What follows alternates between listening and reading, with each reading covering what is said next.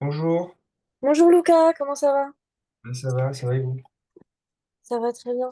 Bon, alors, qu'est-ce que tu as fait cette semaine? Est-ce qu'il y avait des évaluations, Euh, des, des choses de prévues? Et qu'est-ce que vous avez fait en français? j'ai fait une dissertation la semaine dernière, celle qui était prévue du coup. Donc j'ai eu 13. Ah, très bien. Euh, oui, surtout, oui, oui, j'étais assez content quand même. Et là, j'ai le bac blanc dans lundi, pas le lundi qui arrive là, mais dans 2 semaines, enfin dans une semaine et demie du coup. Ah là là, d'accord. Et sur quoi porte le bac blanc? Alors C'est un là, c'est c'est ça. que l'écrit, Ok, donc dissertation au commentaire, donc je pense que j'ai clairement sur la dissertation. Et c'est d'accord. sur On ne badine pas avec l'amour. Sur le. Ok. Bon, alors aujourd'hui, on va finir la séquence sur Blaise Sandrard, la prose du Transsibérien, et ensuite on va revenir, je pense, sur On ne badine pas. C'est sûr que c'est ça? Ah oui, je suis sûr et Il n'y a certain. qu'une seule œuvre, d'accord. On va revenir sur On ne badine pas avec l'amour, tout ça, le théâtre, etc., etc. L'expression des sentiments, on va revenir là-dessus. Et je pense que la prochaine fois, on va faire un sujet de dissertation, à savoir samedi. Du coup. Ok, d'accord. Et puis on aura encore le week-end d'après, de toute manière. Et on aura encore le week-end d'après. Donc je vais te faire travailler samedi sur ça et on fera une bonne correction là-dessus. Ok, Ok, très bien. Sinon, je suis assez contente pour ta note de dissertation. Vraiment, c'est très très bien. Surtout, ça va te mettre en confiance pour le bac blanc qui arrive. Donc, vraiment, oui. bravo à toi. Ok, C'était c'était quel sujet à peu près, tu te souviens? alors ça fait un petit moment, c'était. Mais je crois on l'avait. Le sujet, parce que j'avais pas encore ma note à ce moment-là, mais je crois que le sujet, on en avait déjà un peu parlé. Ah oui, on avait déjà fait la correction. C'était sur Oui, il me Rimbaud. semble. Oui, c'est ça. Oui.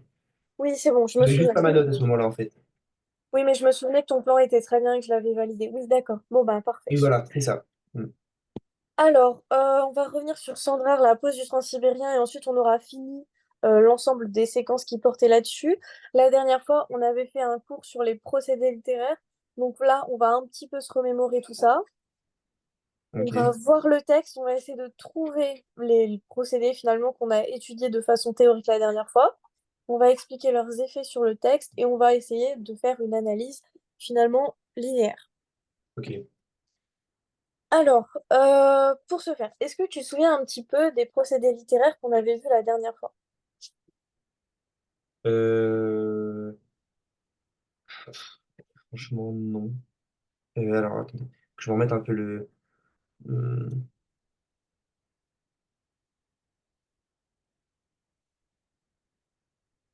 non. Non, Non. je me souviens plus trop. Non, non. Déjà, on avait distingué trois formes de procédés littéraires différents. Les procédés stylistiques, Hmm, les procédés thématiques et les procédés syntaxiques, rythmiques. Ok. ok. Ouais. On avait dit que les procédés stylistiques, c'était un peu tout ce qui touchait à la façon d'écrire, au style, comme les figures de style par exemple. Ça va Ok. vraiment être la façon d'écrire. Sinon, on avait vu les procédés thématiques. Là, c'est tout ce qui porte sur les champs lexicaux, les thèmes, etc., etc. Finalement, un petit peu plus le vocabulaire. Et les procédés syntaxiques ou rythmiques, si on est en poésie, c'est tout ce qui va toucher à la construction grammaticale de la phrase, un petit peu plus à la structure en fait. Ok. Dans les figures de style, est-ce que tu te souviens de quelques-unes? Euh, je me souviens juste de l'histoire, mais parce on est passé à autre chose en classe. Euh, Non, mais quelques figures de style que tu connais, que tu réutilises souvent, pas forcément par rapport à Sandra. Puis sur le style, je sais pas. Pas forcément par rapport à Sandra, une anaphore. Mhm. Euh, Qu'est-ce que c'est que l'anaphore? Anaphore. Euh, euh, L'anaphore, je sais plus, c'est la métaphore que je me souviens. Alors, l'anaphore, c'est une répétition d'un mot ou d'un groupe de mots en début de phrase ou en début de vers. Oui. La métaphore, qu'est-ce que c'est du coup? La métaphore, c'est pas. par exemple, en utilisant un terme pas, qui est pas, qui est pas réellement possible, mais euh, en fait, je saurais la repérer, mais je sais pas comment l'expliquer. Mais c'est ça, finalement, en fait, je vois très bien ce que tu veux dire.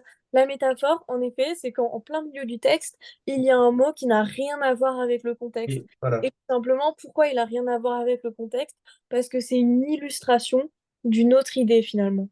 Oui, On va associer deux mots pour illustrer une idée par une image, un concept. oui, Par exemple, le feu qui représente en réalité l'amour. Le feu n'a rien à faire là, au niveau du contexte, mais ça va être une métaphore pour illustrer une idée abstraite ou une émotion. Donc, je vois ce que tu veux dire. Sur le même plan, on a la comparaison. C'est aussi un rapprochement de deux idées pour faire une illustration.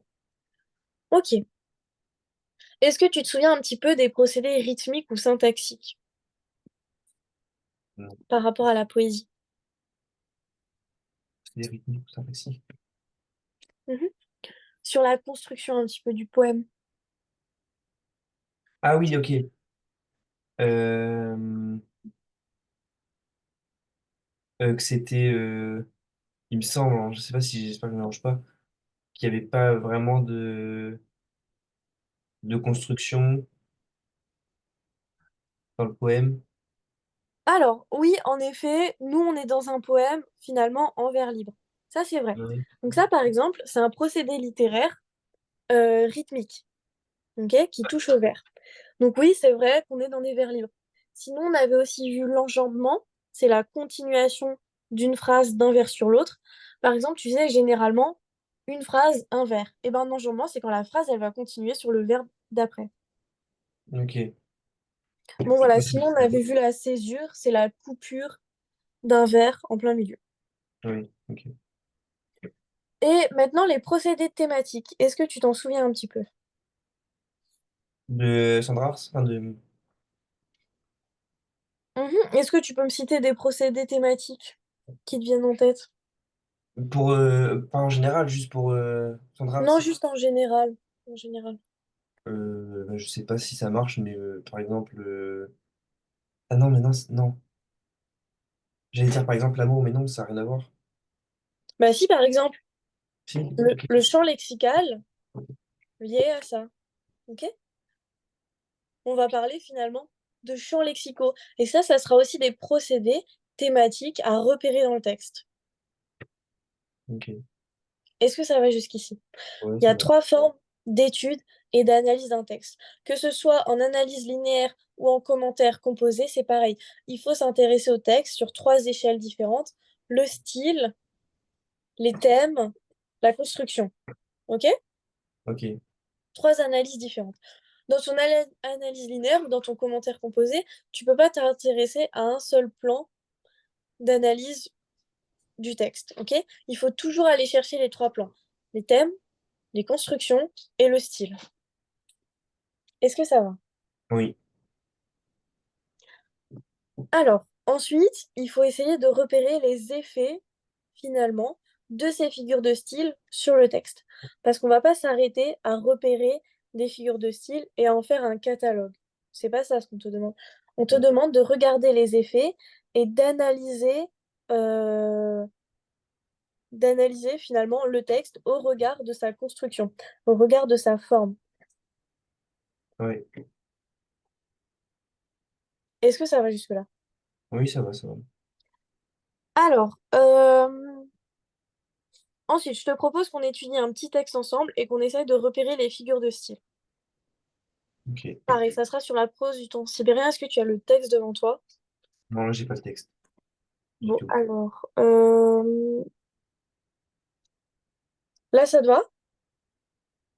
Oui, On très va bien. travailler le texte de Pourtant j'étais fort, mauvais poète à, on va dire, J'avais à peine 16 ans et je ne me souvenais déjà plus de ma naissance. Ok. Alors, je te laisse quelques instants pour lire le texte, essayer de te familiariser avec, et ensuite, on en parle. Donc, tu vas me dire ce que tu as compris, etc., etc.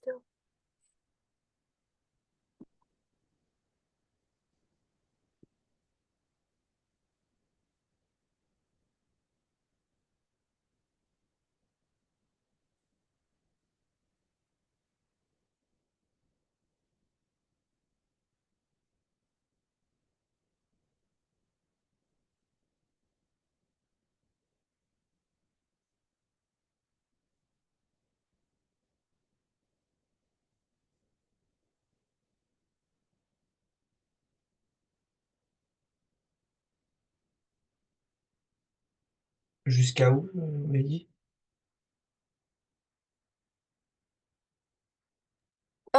C'était bah, jusqu'à la dernière phrase qui rentre dans l'écran. J'avais à peine 16 ans et je me souvenais déjà plus de ma naissance. On va laisser l'autre. J'étais à Moscou parce que, bon, je trouve que ça fait un peu trop dans l'analyse, mais voilà.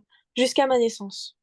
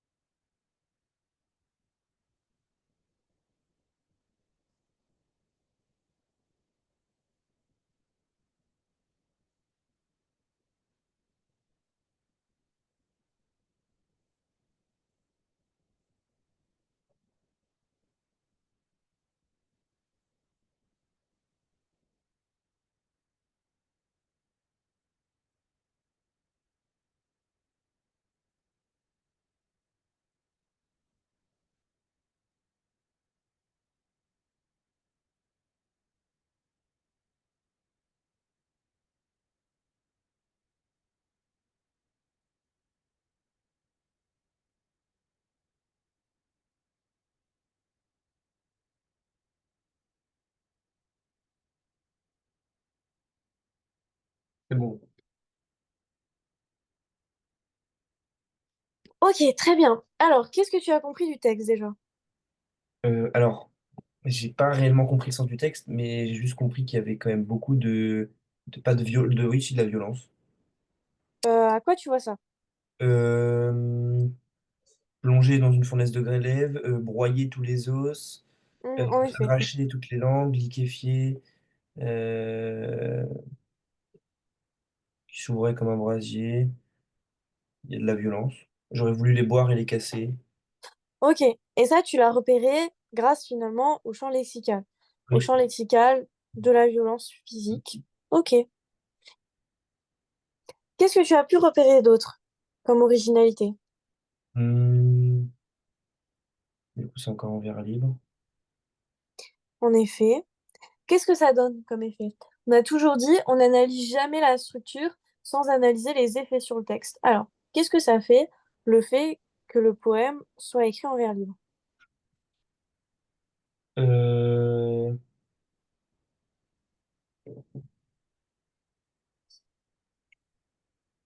là, ici, je sais pas. Ça peut faire. Ça donne un petit peu de mouvement, de liberté et aussi de modernité. Finalement, l'alexandrin, c'est quelque chose de très solennel. Ici, parler comme ça avec violence en alexandrin, ça aurait pas fait un bon rendu. Ok, c'est un petit peu en désaccord. Ok. Qu'est-ce que tu as pu repérer d'autre? Hmm,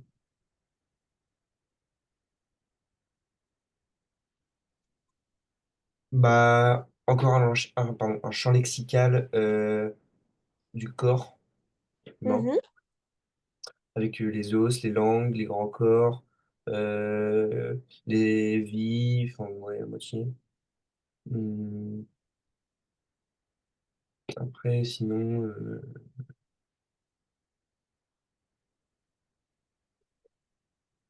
qu'est-ce que j'ai repéré d'autre?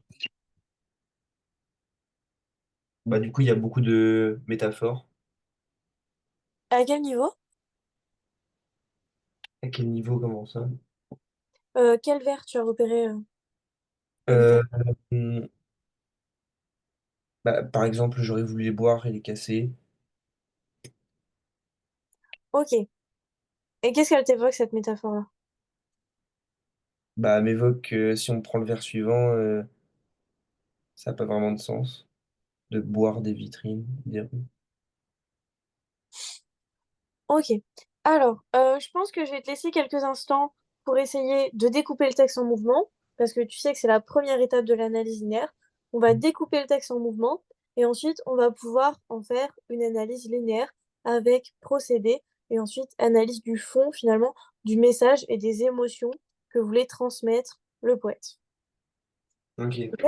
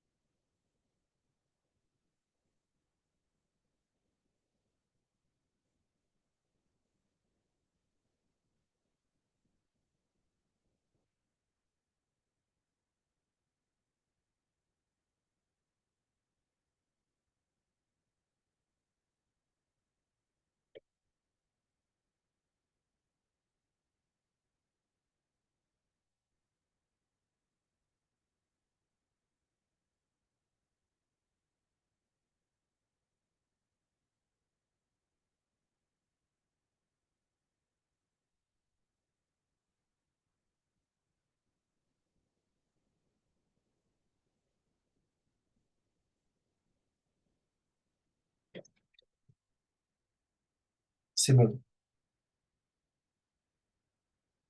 Ok. Alors, est-ce que tu as réussi à couper en mouvement? Bah, alors, juste comme ça, j'aurais eu du mal. Donc, ce que j'ai fait, c'est qu'en fait, j'ai l'impression que je pourrais couper à chaque fois où il commence à faire des. Je sais pas si je peux le dire ça comme ça, des énumérations. C'est-à-dire, à chaque fois, il va commencer à dire et. Mhm. Bah voilà, c'est très bien. Comment ça s'appelle ça? Bah, Et l'énu- toutes, et toutes, et toutes. ah, bah, On l'a dit juste avant, en introduction du cours. des anaphores. Exactement. Et comment on définit une anaphore? Bah, avec la reprise du même mot dans les- Même mot ou même groupe de mots en début de phrase ou en début de vers. En effet, c'est vrai qu'il y en a plein ici et c'est ce que je voulais te faire travailler aujourd'hui. On a la répétition de la première personne du singulier. Au début, je savais, j'avais, j'aurais. Ensuite, on a une autre anaphore qui commence et toutes les, et toutes les, et toutes les. Et on en a une troisième, éjorée et arrachée et liquéfiée. En effet. Donc, tu aurais à peu près découpé comme ça. Comment tu aurais appelé tes mouvements au niveau de la Alors, thématique? déjà, le premier, donc, j'aurais découpé du coup de pourtant à. Je le trouve un peu court, celui-là, j'avais faim. Ouais, et pourtant Euh, j'étais fort mauvais poète. Bah là, c'était l'envie. Là, celui-là, l'envie du. L'envie non, je sais pas trop. L'envie de découverte du poète ou. euh, Celui-là, je sais pas trop comment. Oui, finalement, il parle assez de soi, c'est un discours qui semble assez éloigné. Bon, on dirait que on n'est pas forcément dans la description du paysage de la ville, mais plus dans une certaine forme de lyrisme. C'est vrai. Et ensuite, on passe à la description du décor, avec ces femmes au café, à boire des verres. Oui, Les vitrines, les rues, les maisons. Oui, pourquoi pas. oui, description. Donc voilà, jusqu'à Glaive, j'aurais eu la description du paysage. Mhm, Après, j'aurais voulu broyer tous les os, bah, jusqu'à sous les vêtements qui m'affolent, enfin, liquéfié, voilà. Là, ça aurait été un peu oui, la, bah, justement cette violence que j'évoquais tout à l'heure, je sais pas, cette haine, je sais exact. En tout cas, on change de registre, on change de thématique. En plus. effet, d'abord, on est un petit peu sur du lyrisme où il parle vraiment de lui, il utilise la première personne du singulier. Ensuite, on a une très longue description finalement du décor qui l'entoure, une description qui n'est pas forcément détaillée, mais qui a l'air d'être réaliste. Et après, on change de registre, on change de thématique et on passe dans finalement quelque chose d'assez violent Oui, qui ne semble pas se dérouler devant lui. En tout cas, quelque chose, on a l'impression qu'il l'imagine. Et oui, le dernier mouvement, je présentais la venue jusqu'à j'avais à peine 16 ans. oui. Comment tu l'expliquerais un peu celui-là? Celui-là, j'avais dit quoi? J'avais dit, bah, là, en fait, on pourrait encore, je sais pas si on pourrait encore le découper en deux parce que jusqu'à qui s'ouvrait comme un brasier, c'est encore une sorte de Mhm, description. Et après, c'est ok. il parle encore de lui, de son adolescence, de son âge, etc. Ok, très bien. Est-ce que Bon, tu as pu repérer des procédés littéraires? bah, du coup, il y a les anaphores. Oui, On l'a exact. bah, il y a encore des métaphores. Il y a bah, ceux qu'on a évoqués tout à l'heure. Mhm, Il y a, il y a un. Non, il y a.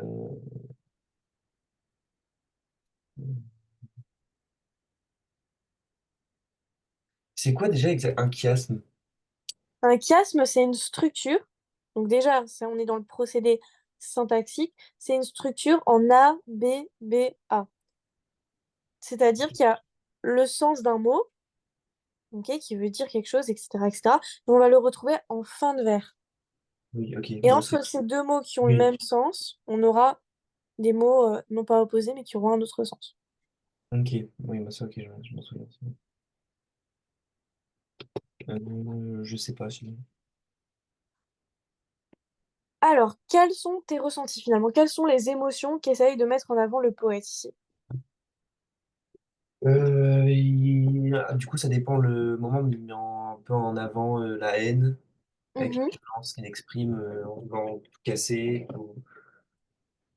Il y a une forme de nostalgie Oui, avec, euh, en parlant de sa naissance, de son âge, les trois derniers vers, enfin les deux derniers vers, même avant. Euh, Voilà, même avec le premier vers, ça peut aussi faire penser à de la nostalgie. Exactement. Finalement, ici, dans ce poème, on va avoir toute la thématique de l'adolescence. Bon, on va avoir quelque chose de très sensoriel, en tout cas, de très nostalgique, mais on va aussi explorer des thématiques beaucoup plus violentes avec des idéaux révolutionnaires. Oui, Donc, c'est vrai, il y a franchement deux thèmes. Déjà, la sensorialité, la nostalgie, etc., la jeunesse. Mais il y a aussi toutes les violences du monde d'avant-guerre dans lequel il vit, la faim, la violence, les idées révolutionnaires. Ok. Donc on est vraiment en 1913 dans un contexte de violence et de bouleversement, un oui. contexte d'avant-guerre. Ok. Donc, il y avait en effet un premier mouvement à repérer, à savoir comment toi tu le découpes. Moi, je l'ai découpé comme ça, jusqu'au vers 6, donc, et tout, jusqu'à j'avais faim. Alors finalement, ici, il y a un constat d'échec finalement. L'utilisation du mot mauvais, je ne savais pas aller jusqu'au bout, ça traduit un sentiment d'insatisfaction personnelle. Il y a comme une espèce d'autocritique qui souligne son incapacité. Bon, sans doute pense-t-il ne pas être allé assez loin dans sa découverte. Sans doute pense-t-il que, bon, avec ce contexte de bouleversement, il n'aura pas le temps de faire tout ce qu'il avait prévu. On ne sait pas, en tout cas, il y a une autocritique. On a l'impression que le narrateur, à savoir le poète Sandra, est vulnérable.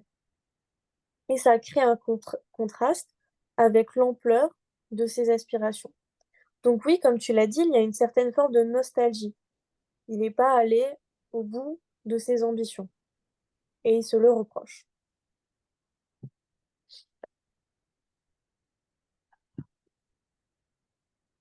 Ensuite, comment tu interprètes J'avais faim, vers 3.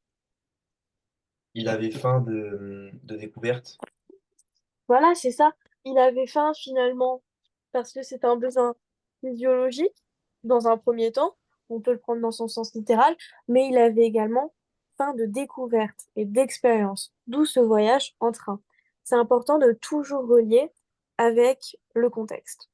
Donc Ok. oui, à savoir comment on prend le mot faim, mais en tout cas, on peut dire par là que c'est une métaphore polysémique qui a plusieurs sens.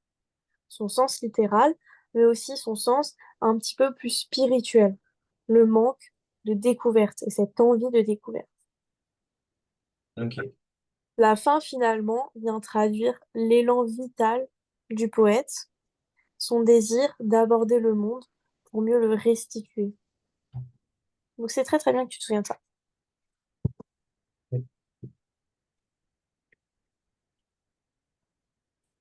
Alors, ensuite, on a une certaine forme d'accumulation, une répétition, une anaphore. Et tous les jours, et toutes les femmes, etc., etc. Bref, on a une accumulation, une répétition qui exprime quoi à ton avis? Pourquoi il fait des répétitions comme ça?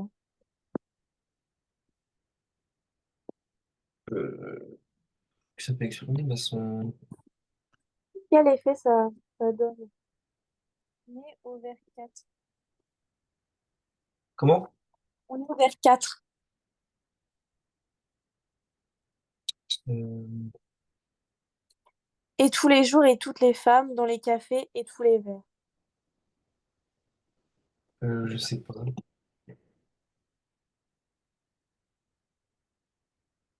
Je sais pas. Est-ce que ça peut. Ça donne finalement une sensation de trop, de trop. Finalement, le monde bouge trop vite. Il y a cette impression de surplus, de saturation qui renforce finalement un désarroi du poète face au monde trop vaste.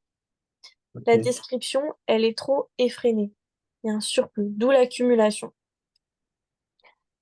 Bon, voilà. En tout cas, ce premier mouvement, si tu veux, ça serait le poète dans une figure d'inachèvement. Il n'est pas allé au bout de ses ambitions. Le monde lui paraît beaucoup trop vaste, d'où l'accumulation, d'où la fin. Ok. Ensuite, le deuxième mouvement, on rentre finalement dans toute cette violence et finalement cette thématique du chaos. C'est de la violence gratuite, atroce, qui nous est décrite là. Donc pourquoi pas un chaos? On a encore une fois une énumération frénétique, ou une anaphore si tu préfères. Toutes les vitrines, toutes les rues, toutes les maisons. Ça reflète la surcharge sensorielle. On a l'impression qu'il se déplace très très vite dans la ville et qu'il ne sait plus où donner de la tête. Le rythme du poème est alors saccadé. Ça montre toute l'agitation, à la fois des rues, donc du décor, mais aussi l'agitation mentale du poète. Donc finalement, l'anaphore accélère le rythme du poème et ça lui rend un air dynamique, presque effréné, comme une spirale un petit peu. Et en réalité, ça traduit la confusion du poète. On a également tout le lexique. Donc là, on a fait une étude stylistique avec les anaphores. Maintenant, on va faire une étude thématique. Donc on a le lexique de la destruction, plongé, broyé, arraché, liquéfié. Et ça traduit une pulsion destructrice. Alors, les émotions finalement qui se dégagent ici, c'est un peu la colère. La colère du poète face à une société qui lui paraît aliénante, trop vaste pour lui. Ok. On a aussi le champ lexical du corps, comme tu l'avais évoqué. Grand corps étranger nu, vêtements qui m'affolent. On avait quoi? On avait les os, les langues, etc. Corps étranges. Bon, en tout cas, on a le champ lexical du corps ici. Et finalement, ça renforce encore une fois l'agitation et la dimension existentielle de la quête poétique. Est-ce que ça va jusque-là? Ça va, ça va. Donc, on fait toujours une analyse en deux temps. Un premier temps, on s'intéresse à la forme du poème, quelles sont les figures de style, quels sont les mots employés, quelle est la structure du poème. Et ensuite, on fait une analyse au niveau du message de l'auteur, au niveau des émotions qu'il essaye de transmettre. Ici, c'est un petit peu le chaos, et le chaos, finalement, ça symbolise l'agitation qu'il y a dans l'esprit du poète et le fait qu'il soit un petit peu perdu. Perdu dans ce monde qu'il trouve finalement trop vaste et dans cette agitation qui finit par l'aliéner. Ok? Ça veut dire quoi, l'aliéné, par contre? Aliéner, c'est quand t'as l'impression un petit peu d'être loin de toi, Ah oui, ok. Si, c'est bon. Ok, hors de toi. ok, ok. Hmm, j'en étais où? Alors, ensuite, on passe dans un troisième mouvement, la quête révolutionnaire et le poids de l'adolescence. Là, on revient, si tu veux, au narrateur en tant que tel. On n'est plus dans de la description, on n'est plus dans du chaos. On revient au narrateur et on est finalement dans la quête révolutionnaire et le poids de l'adolescence. Et je sais pas si tu te souviens au niveau du contexte, mais on avait vu que Sandra était quand même quelqu'un qui avait des idées un petit peu révolutionnaires. Voilà, qu'il essayait de mettre en avant ses idées, de faire bouger les choses. Donc, on a une métaphore. Grand Christ rouge de la Révolution russe. Ça mêle références religieuses et politiques. Le Christ, ça symbolise le martyr, la souffrance, et le rouge symbolise la violence, une utopie révolutionnaire. Ça met un peu en lumière les envies révolutionnaires et l'enthousiasme du poète, sans doute lié à son âge. Bon. Ok. Ensuite, on a tout ce qui est lié à la souffrance. On a encore une fois une métaphore avec le soleil décrit comme une mauvaise plaie. Le soleil ici représenterait une source de vie qui devient une blessure. On a vu au tout début de notre analyse sur Sandra la dernière fois qu'en effet, ça lui faisait plaisir de découvrir le monde. Et là, on a l'impression que c'est quelque chose d'assez négatif. Et ben, on retrouve cette idée-là. Le soleil devient une mauvaise plaie. Finalement, ce voyage serait un petit peu source de questionnement pour lui. Bon, voilà. Ok, En tout cas, il se transformerait en quelque chose d'aliénant. Ce monde trop vaste qu'il souhaitait découvrir finit par l'aliéner, le perdre. Ça traduit également une douleur de grandir, la difficulté de concilier idéal et réalité. Pendant l'adolescence, souvent, t'as plein d'idées, t'as des idéaux, etc., des envies révolutionnaires, un idéal, et quand tu grandis, tu prends conscience de la réalité. Et ce voyage sera peut-être un choc pour lui, une prise de conscience. ok. Et enfin, on clôture le passage sur la confession de l'adolescence. J'avais à peine 13 ans. Le poète lit émerveillement et confusion du passage à l'âge adulte. En fait, il fait un retour introspectif sur tout ce qu'il a vécu et il se rend compte qu'il a vécu tellement de choses que ça lui devient difficile de s'en remémorer. Encore une fois, ça renforce l'idée d'aliénation. Ok. Est-ce que tu as des questions sur ce texte, sur Sandra ou sur le poème en général? Non, là, ça va. Là, je l'ai bien compris. Vous avez fini la séquence sur Sandra? Oui. Vous êtes passé à quoi maintenant? Euh, on est sur. On est revenu justement pour le bac de français sur On ne badine pas avec l'amour. On l'a revu un petit peu, mais là, voilà. D'accord, très bien. Ben, finalement, ce que tu dois retenir ici de Sandra, c'est qu'il met en avant toute cette ambition révolutionnaire, cette ambition de découverte du monde liée à son âge, plutôt jeune, 16 ans.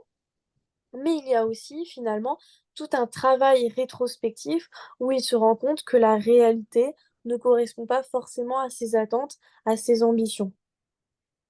Oui, Que le monde qu'il voulait découvrir finalement lui semble très vaste, très, très marqué par le changement et qu'il se sent un petit peu perdu. Voilà ce qu'on peut retenir ici de cet extrait-là. ok. Pour la prochaine fois, je te conseille vraiment de relire tout ce qu'on avait fait sur On ne badine pas avec l'amour, que ce soit les éléments de contexte ou les éléments d'analyse. Ok? Et la Ok, prochaine fois, on verra un sujet de dissertation type bac pour t'entraîner au mieux au bac blanc. d'accord. Des questions? Non, non, non, pas de question. Bon bah écoute, je te souhaite une très belle soirée et je te dis à samedi. Merci, bonne soirée, vous aussi, au revoir. Pareil, au revoir.